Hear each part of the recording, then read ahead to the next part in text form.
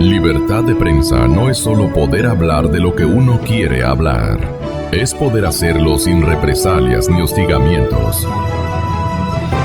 En el mundo diplomático, doctor Zuquilanda, ¿a qué dimensión de desenlace arriban los experimentados en materia diplomática o en la materia internacional con todo lo que está construyendo tanto en institucionalidad con una fábrica de decretos en la Casa Blanca que nos va a llevar a una situación y le va a llevar al americano a un escenario donde nadie sabe qué es lo que está pasando, porque este señor a una velocidad meteórica instrumenta y agiganta una especie de quiebra hasta de la lógica, de la coherencia. Nadie sabe lo que realmente puede ocurrir en 2 minutos. Es un tiempo gravísimo para cualquier persona, no se diga un empresario, no se diga un hombre de conocimientos, no se diga incluso los académicos, no saben realmente qué ir a dar de clase al siguiente día, a la mañana siguiente, porque este señor parece haberse preparado con una batería impresionante de recambios y cambios estructurales de un país que ha triunfado en el planeta en base a la coherencia y en base a la lógica y en base naturalmente al orden. Este señor viene y anarquiza todo. ¿Qué es lo que realmente el país referente del mundo capitalista y del mundo democrático aparentemente podría traerle como una consecuencia de inmensa gravedad a la humanidad? Patricio Zuquilanda, candidato a la presidencia de la República. Gonzalo, pongámosle este tema que es complicado en un contexto real. Mire, un día yo estaba en Nueva York, no en funciones diplomáticas, estaba en un asunto absolutamente particular. Y en una gran avenida de Nueva York, yo vi una gran manifestación de latinoamericanos que estaban ecuatorianos, salvadoreños, hondureños, es decir, una gran cantidad de mexicanos. Y lideraban los ecuatorianos con el grito del sí se puede y abajo el imperio y con fotografías del Che Guevara. Es decir, trabajaban en el imperio y querían oponerse al imperio, y fotografías del Che Guevara y de los guerrilleros, ¿verdad? Entonces, si nosotros observamos qué es Estados Unidos, qué era Estados Unidos antes de Trump y después de Trump, fíjese, también hay que saber que la droga era ingreso masivo a los Estados Unidos. La violencia, el contrabando, no, el ingreso indiscriminado de personas, 120,000 personas diarias ingresando al territorio norteamericano. Era un refugio de delincuentes, funcionarios públicos que habían estafado a los erarios nacionales de todo el mundo. Es decir, se había convertido esto en un caos, realmente en una sociedad absolutamente receptora de la gran cantidad de problemas de la humanidad. Porque no solamente son los latinos, ahí están los chinos, afganos, iraquíes, es decir, de todas partes del mundo, europeos, de todo el mundo que venían a refugiarse porque realmente en sus países no encontraban posibilidades de desarrollo. ¿Y por qué? Por lo que dice Trump. Trump dice porque estas economías no respondían a las necesidades de las familias, por lo tanto vienen a Estados Unidos, a pesar de tener ideologías, religiones y una situación de valores distintos. Entonces, Trump no es el que está poniendo el desorden. Trump es la consecuencia del desorden que había en los Estados Unidos. Y claro, este señor, en lo que nos compete a nosotros, yo creo que es necesario tomarle muy en cuenta y rápidamente. Yo no creo que la Cancillería ecuatoriana, de este canciller extranjero que tenemos, que nadie sabe dónde es, él pueda hacer ningún análisis político adecuado. Por lo siguiente, porque Mire, nosotros tenemos en este momento en Ecuador que superar 2 temas urgentes, y ustedes van a estar de acuerdo conmigo. El primero es la regularización inmediata de miles de ciudadanos ecuatorianos que se quedaron desprotegidos en el asunto migratorio allí en Estados Unidos. ¿Por qué sucedió eso? Porque con la falta de habilidad de esta Cancillería inepta de estos últimos tiempos, no supieron aprovechar el desastre gravísimo que hubo en Manabí y Esmeraldas. En la reglamentación migratoria de los Estados Unidos hay un capítulo que dice que se puede pedir el amparo migratorio de los ciudadanos que están afectados por estos grandes desastres naturales. Ahí debía aprovecharse. Claro, el canciller ecuatoriano lo que dijo es que nosotros no somos sirvientes de nadie, limosneros de nadie, no sé qué cosa de nadie. Y no pidió inicialmente esta cosa. Fue presionado, lo pidió y lo hizo mal. Y cuando lo hizo mal, el señor Obama le contestó, le dijo, o sea que el Ecuador no tiene problemas, es un país estupendo, rico, no hay problema. Pues entonces se quedan ahí. Quedaron miles de ciudadanos totalmente en la indefensión en Estados Unidos. Pero el problema no termina ahí. El problema es que esos miles de ecuatorianos mandan a miles de familias ecuatorianas pobres que reciben, que nosotros sabemos quién son, porque son gente que está vinculada a nosotros. Son gente pobrísima, especialmente en la Sierra Central de Ecuador, que reciben 50, 60, 70, $100 para vivir al mes. Entonces, tenemos que hablar inmediatamente con el señor Trump para lograr algún tipo de amparo migratorio para estos ecuatorianos. La primera cosa. Y la segunda cosa, que es gravísima, asimismo, es que la mayor parte de los países latinoamericanos tienen un TLC, un acuerdo comercial con los Estados Unidos. Todos los países están mandando sus productos con 0 aranceles al mercado norteamericano. Pero ¿qué pasa con los ecuatorianos? No lo podemos hacer. Señor Gonzalo, mire, hoy en el Carchi acabo de ver, porque me llevan a ver, los ecuatorianos estamos vendiendo el banano, el café, el arroz, el cacao, lo estamos vendiendo a los colombianos, para que sean los colombianos los que pongan la marca colombiana y manden al mercado norteamericano y de las otras potencias mundiales. Increíble. ¿Por qué? Porque la Cancillería ecuatoriana se ha pasado rascando 10 años el estómago y ¿sabe qué ha pasado? No ha hecho acuerdos comerciales con nadie, acusándoles de que son imperiales, de que son neocolonialistas y cosas por el estilo. Por lo tanto, los productores, los campesinos ecuatorianos, los industriales, estamos en un grave aprieto. Tenemos que irle a proponer al señor Trump que haga un acuerdo básico comercial con nosotros, porque entonces, ¿qué va a pasar con los camarones, con las flores, con la producción ecuatoriana? El país, encima de lo que decía hace un momento el economista aquí presente, él decía la tragedia financiera, de acuerdo. Entonces a esa tragedia financiera súmele la tragedia comercial. Vamos a tener el gran desempleo y graves problemas en esta nación si no hacemos lo que yo estoy diciendo.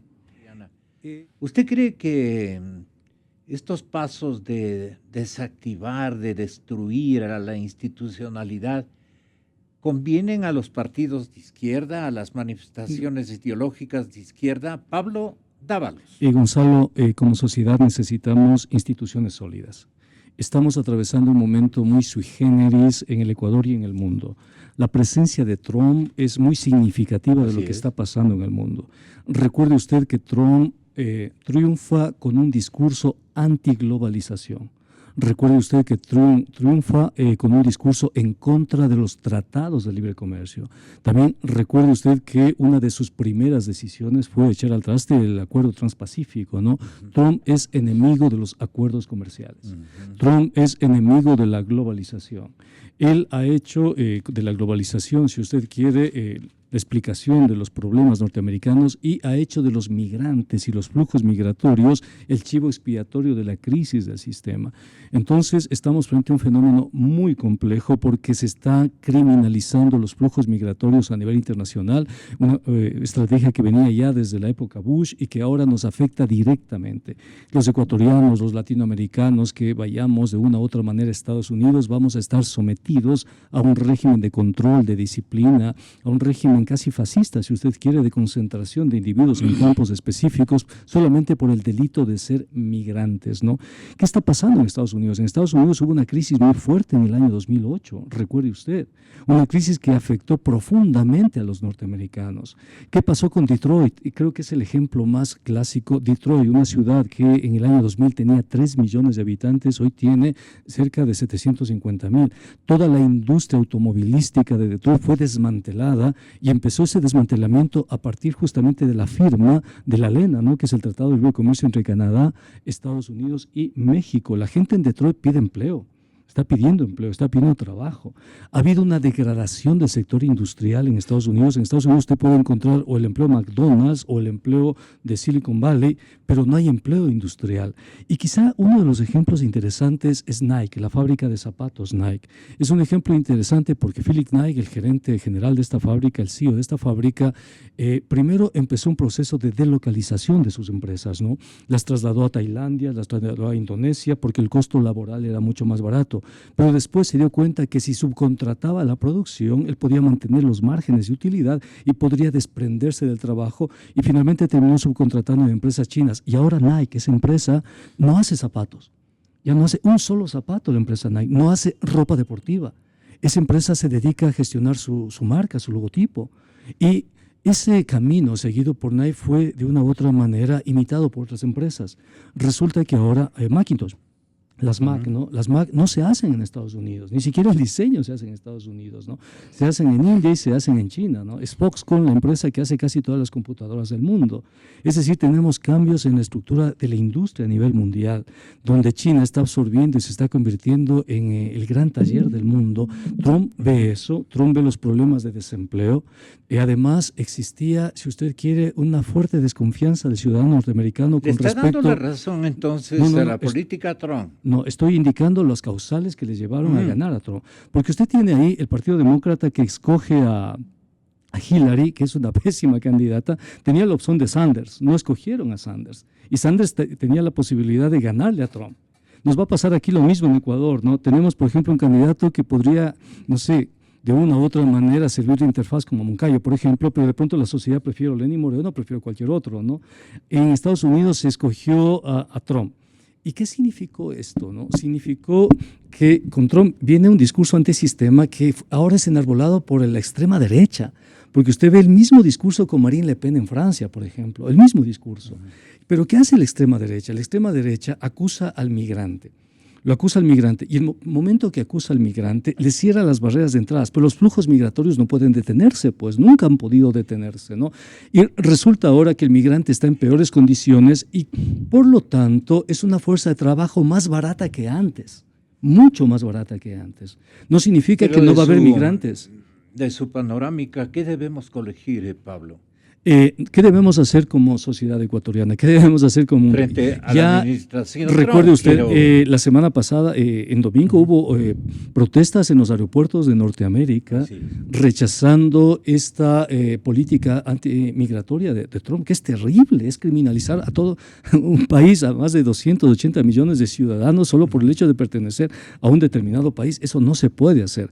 Creo que tenemos que activar en la ONU, en las Naciones Unidas, darle más peso a las Naciones Unidas. Tenemos que activar todos los mecanismos internacionales de derechos humanos. Tenemos que declararnos en alerta. Tenemos que evitar lo que pasó en Alemania en 1936-37, cuando asumió Hitler el poder, los plenos poderes, ¿no? Tenemos que, como humanidad, en este momento, defender las líneas rojas que son derechos humanos. Tenemos que exigir vía en el concierto internacional, a través de o tratados internacionales, a través de Naciones Unidas, exigir el respeto a los migrantes, el respeto a su condición humana, el respeto a los derechos humanos de los migrantes. Tenemos que buscar mecanismos de presión y necesitamos una Cancillería más proactiva, una Cancillería más ágil, una Cancillería que esté, si usted quiere, sobre el análisis, ¿no? Que reaccione de la manera más inmediata que Trump se quiera.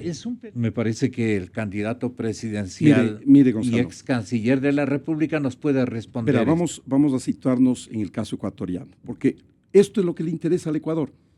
Mire, los comunistas en el gobierno actual de Correa y los anteriores comunistas votaron al tacho de basura la negociación del TLC con Estados Unidos.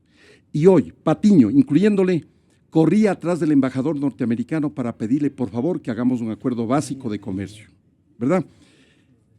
Luego después votaron al tacho de basura el acuerdo de asociación con la Unión Europea, lo votaron al tacho de basura. Y resulta que se les aparece la Virgen Casinelli, faltando 5 minutos, y firma ese acuerdo. A mí no me preocupa, está perfecto que lo hayan firmado, lo que me preocupa es quién responde de la ganancia que debíamos tener 10 años. ¿Ok? Bien. Votaron al tacho de basura. El mismo Patiño, este pseudo guerrillero, agarró y le tiró en la cara el ATPDA, que era el sistema de preferencias andinas, a través del cual podíamos mandar nosotros todos los productos cero aranceles a Estados Unidos. Consecuencia de eso, miles de trabajadores deambulan por todas las ciudades grandes de Ecuador vendiendo caramelos, vendiendo cordones, vendiendo espejos, porque están desempleados.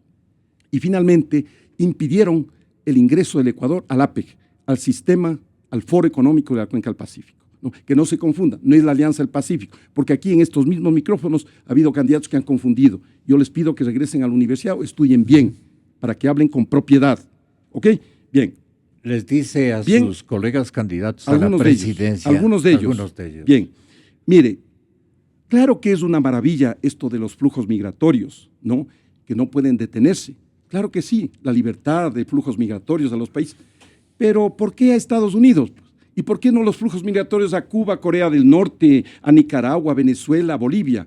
Claro, es una maravilla pues hablar de flujos migratorios en este momento, cuando todo se dirige miles de gentes a Estados Unidos. ¿Y por qué solo a Estados Unidos? Porque yo no he visto, ¿no?, que critican mucho a los Estados Unidos, pero todos los comunistas y todos los izquierdistas ruegan porque les den una visa norteamericana.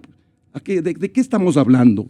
Entonces tenemos que ser coherentes, pues. La mayor parte de gente tiene que ser coherente. Estados Unidos se volvió un referente de empleo, un referente de riqueza en el mundo y finalmente un refugio de una serie de sinvergüenzas que robaron en sus países y ahora se quieren meter a refugiar. Entonces, finalmente, contra esa es la reacción. A refugiar en el territorio americano. No, pero por favor, hay miles de delincuentes que robaron a sus gobiernos y que se refugiaron en Estados Unidos. Pero es que ahí ponen la plata. Claro. Correcto.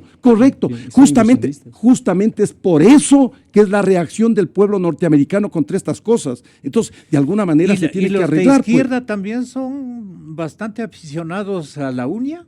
¿Esto ocurre en todos los países? Oiga, pero a ver. No, le pregunto. Vea, ¿qué es lo que estamos viendo en este país? ¿O no fueron los de izquierda los que han hecho todo este desbarajuste en este país?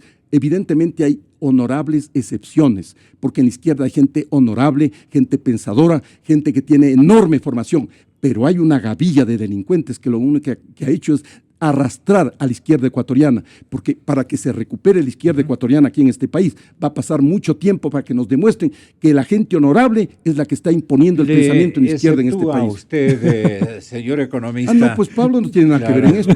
Lógico. Sí, pero mire, yo estoy escribiendo un libro sobre los tratados de libre comercio, la inversión, estoy viendo los datos en América Latina, estoy viendo cuántos acuerdos se han suscrito por país en América Latina y los datos que me está arrojando esta investigación me dice que cada vez que se firma un tratado de libre comercio aumenta el desempleo en una sociedad.